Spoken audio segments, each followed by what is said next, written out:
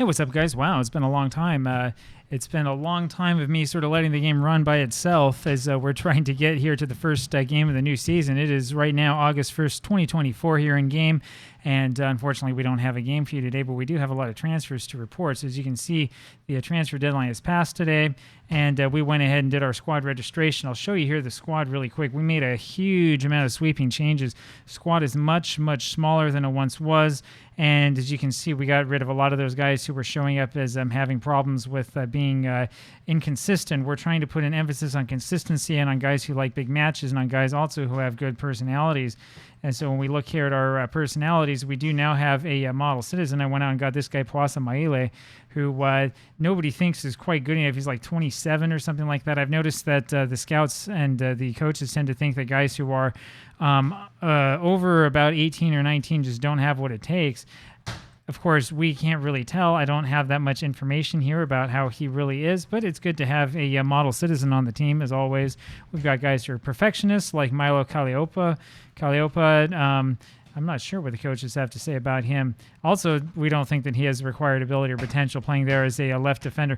I always wonder what exactly it is that they base that off of, because we're told here that he is a decent player for most sides here in this league and has the potential to be actually a good left back in the future. So, I mean, I don't know. We're just going to go with it. We're going to see what happens. This season could be an absolute failure or it could be a success. We've had huge sweeping changes in goal. We now have two guys who are leaders. So Robert Kalliopa came here onto the team. He's really a marginal player for us. Again, might not have the required potential or ability, but he's consistent. He's a natural leader, and we like guys who are natural leaders. New Sila is probably going to end up being our starting striker, and again, he is also not with the required ability or potential, and they think that he has the ability possibly to be a good striker in the future. We'll see what happens. I'm hoping that we didn't just take a whole bunch of good players and replace them with guys who are sort of marginal and who probably don't deserve a place in the squad.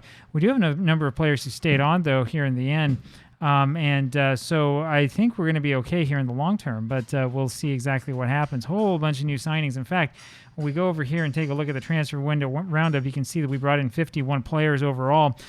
We did let quite a few go, though. So I got tired of waiting for the scouting to take place. So what I did is I started just bringing in guys for free who would be willing to come in.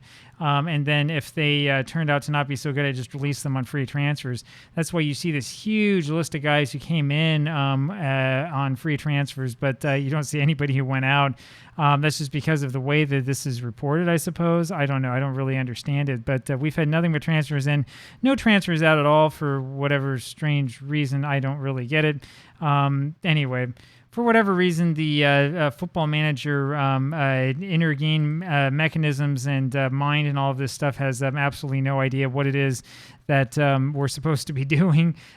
So it doesn't understand what it means when I take players and then just release them. So it is. Tawa Maele is back on the under-18 squad. We're going to give him maybe a season or probably a full season to figure out what to do and see if he can get his scoring ways back. And then we will start building guys up. Now, the problem that we have at the under-18 squad, though, is that we have a whole bunch of guys who are not really who have problems with not being consistent or with injuries or with all sorts of stuff like that. So we probably are going to wind up having to take some time here to go through all these guys and start getting rid of players who, frankly, are never going to be able to come over to the first squad. But we do have some guys who look pretty good. I mean, Alama Atu, for example, another model citizen who might be able to have what it takes. And so we'll go through this again. We'll see who we want to put over here to the first team squad before we go to the next point, the next part of the game. But this is what's happened here so far. A big transfer window that finally has concluded after a lot of just clicking go, go, go. I've said this before, I'll say it again. Football Manager needs to do something about that because it's very, very frustrating. It takes up a lot of computing power.